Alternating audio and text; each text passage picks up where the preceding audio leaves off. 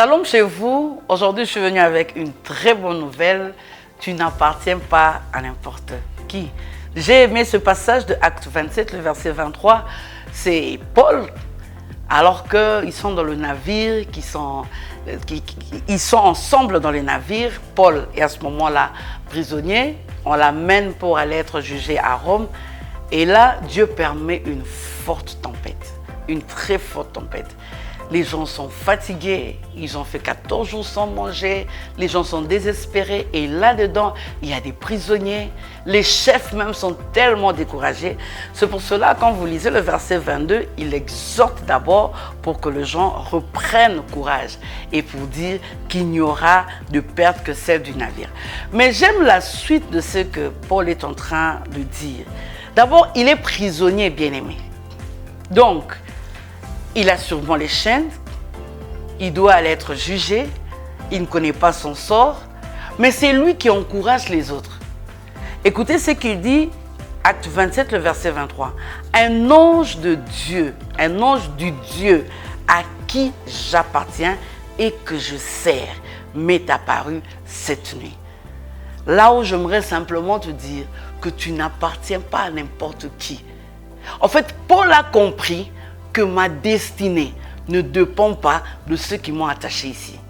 Ma destinée ne dépend pas de mon sort là-bas à Rome. Ma destinée ne dépend même pas de cette tempête.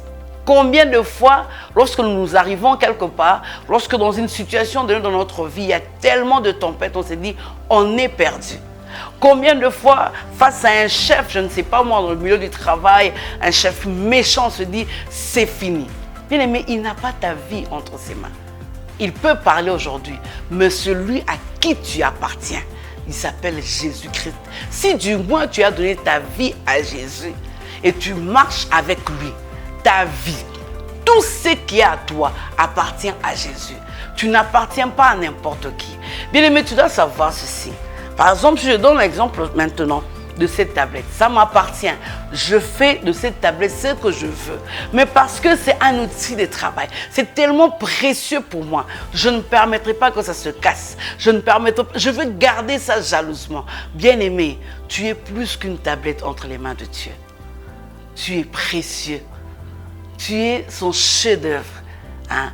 Donc, il te garde à un niveau. Ta vie lui appartient. Et il ne permettra pas. Il ne permettra pas. Regarde, il dit au diable, à Job, tu peux faire tout, mais attention, il donne les limites. Sache que Dieu a déjà tracé les limites et que cette tempête ne va pas t'emporter parce que tu appartiens à Jésus. Tu appartiens au Maître du ciel et de la terre. Tu appartiens au Créateur de toutes choses. Tu appartiens à celui qui dit un mot et la chose arrive. Tu appartiens à celui qui t'a créé une belle et une merveilleuse créature. Tu n'appartiens pas à n'importe qui. Que mon Dieu te bénisse.